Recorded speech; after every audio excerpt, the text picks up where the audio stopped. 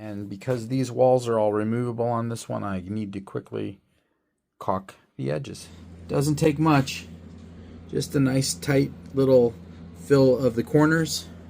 The closer I prepare the edges of the wood now, less cutting I have to do later, and the bigger my final tray size would be.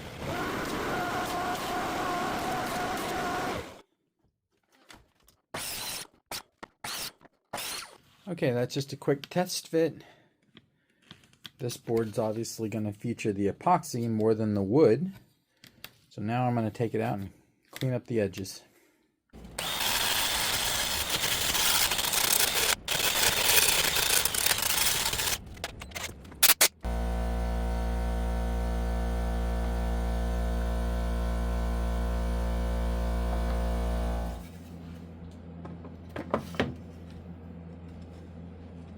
Board's ready. Let's mix up some epoxy.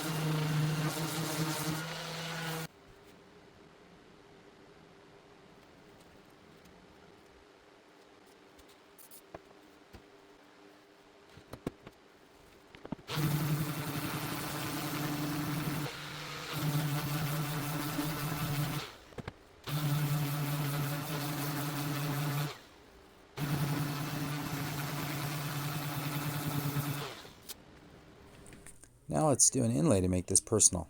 First, over to the Glowforge. And now I'm going to mix up some Starbond 5-minute epoxy. And then I'm going to add mica powder to give it some color, or in this case, black.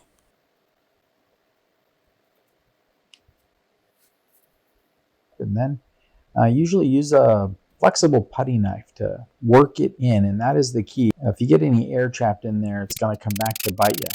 This time I tried using an air hose to kind of force it down in there. I don't think that worked too well. It really is about time. Sometimes vibration helps get it settled. Just make sure you get it all filled. After giving it plenty of time to dry, more than just the 5 minutes, then it's time to sand. I start around 220. And you got to be careful here that you don't over sand just the epoxy area, or you're gonna take the board kind of out of level. So make sure you get some around the whole board. I've already sanded the entire board to 220 here, so it's just a little bit extra in that area. Then I went up to 320, and now it's time to apply some finish. This is Osmo oil that I apply only to the wood. I have sanded the epoxy at that point to about 3,000. So I try to finish up with like 4 coats of Osmo on the wood and only 1 final coat of Osmo on the epoxy. And then the real depth of the epoxy isn't hidden by the wax, and I think it comes out pretty good.